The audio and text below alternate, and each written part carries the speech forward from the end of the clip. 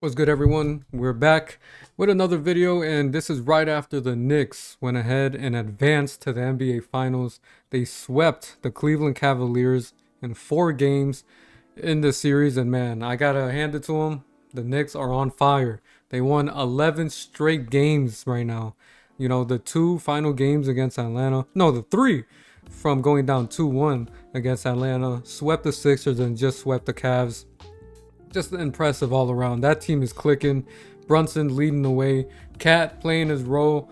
And OG Anunoby being a good defensive threat. Mikal Bridges hitting all his shots, man. That guy is a monster.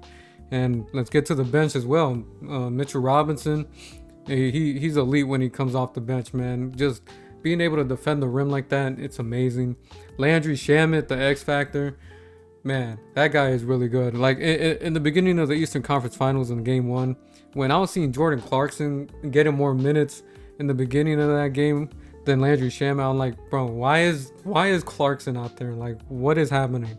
Landry Shamet was their X factor damn near the whole series for the Sixers and Atlanta, right?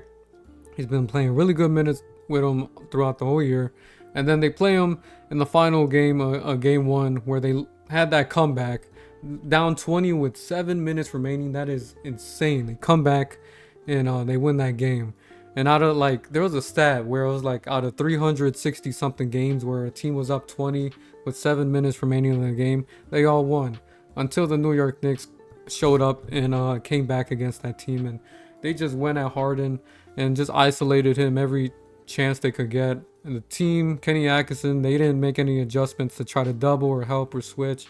Nothing like that. Kenny Atkinson, he's been doing a lot of BS, as in, you know, talking to the media and saying analytically they won 2 games and whatnot. Well, guess what? Analytics doesn't matter when you in the playoffs when you throw them out, because you guys lose those games. He was wasting. He was basically wasting the timeouts, like not just using them. He wasn't using them when they were on that run. He just let them go out there to die. He didn't use a timeout until they went up like 18-1 in the run.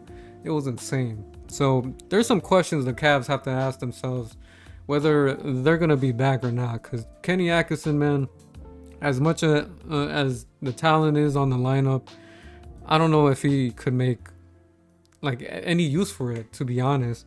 Because if we look at the Cavs, they're the highest payroll in the NBA. They're above the second apron by $4 million, above the first apron by $16 million. And they got to ask themselves, man, do we bring back James Harden? I mean, James Harden, he has a $42 million player option. Does he take it or enter free agency? I get it that they wanted a vet that could run the point guard position and get guys open. He was able to do that, but at the same time, this guy late in his age, he's 37, not being useful to be like a reliable scorer, even though he is a good ball handler and could play make for them. Also a big liability at his age, as Harden was already a liability on defense. When he's slower and older at this stage of his career, it doesn't get better. It just gets worse, all right?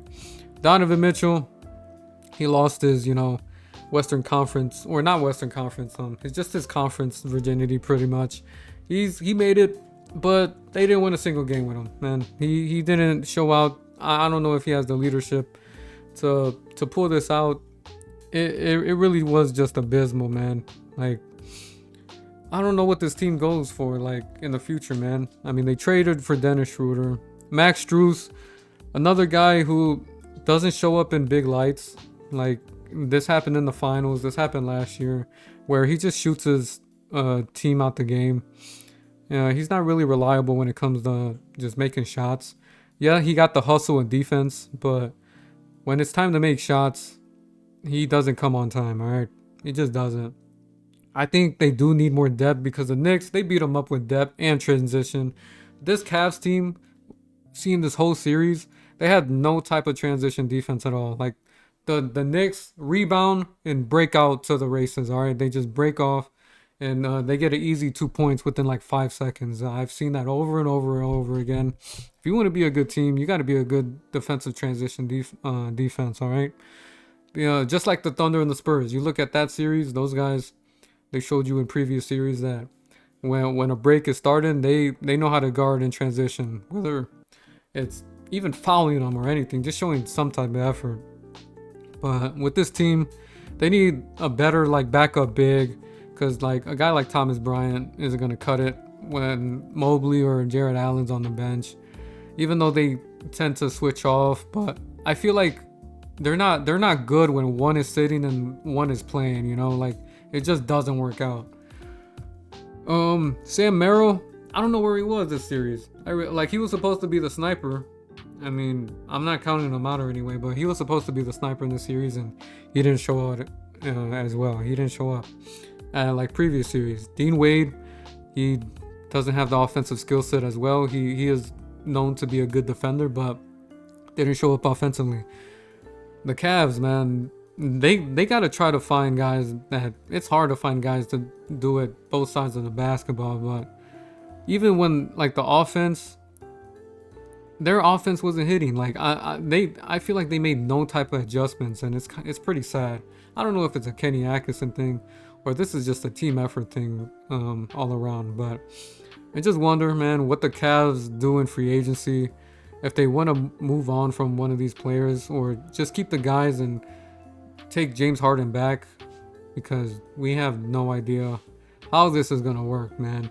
Especially when Donovan Mitchell's your best player. And because they got to make some cuts. I mean, you're over the salary cap, over the second apron. You don't want to get penalized, right?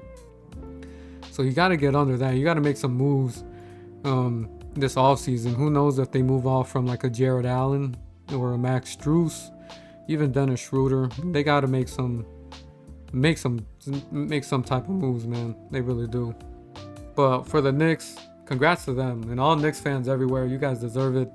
As you see in my latest prediction videos, even before the playoffs started, I counted on them, man. I had them go into the finals from the very beginning of the playoffs, before the playoffs, and look at that. It turned out that I was correct, because I saw the vision, I saw the light, I saw their depth, I saw that they were better than years prior under Tibbs, and it really showed out in the numbers, and they showed out in the games. As you can see, man, they know how to run the break.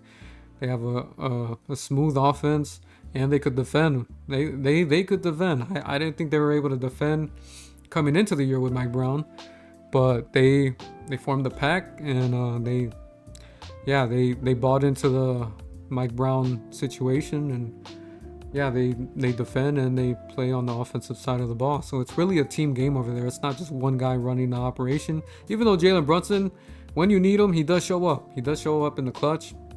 He's a dangerous man. He really is.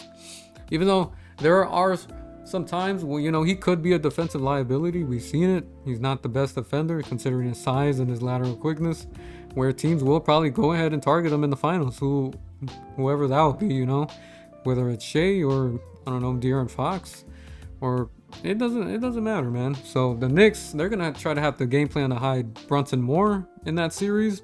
But other than that, I feel like the Knicks, they do deserve to be here in the finals, and I just hope they enjoy it. And with the Cavs, I don't know, man. I don't know if they'll be here again. Quite honest with you, I'm sorry if you're a Cleveland fan hearing that. I don't think you. I think this was your chance, and I don't know. You guys blew it. I never had confidence in them making it out the first round past the Pistons, but they did it since the Pistons blew that Game 7. Game 7's anything can happen. And so Cleveland, they made it through, and they learned a valuable lesson that they weren't good enough and they weren't ready. So that's just how it works, man. But let me know, man. The Thunder and the Spurs, they're still going at it. Game 5's tomorrow.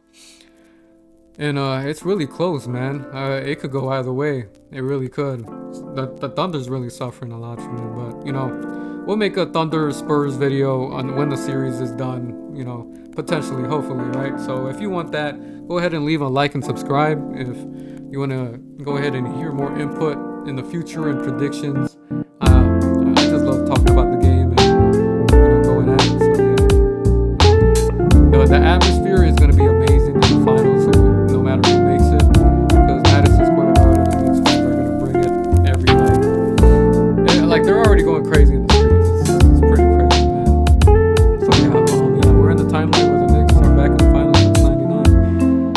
crazy, man. Crazy. Thank you.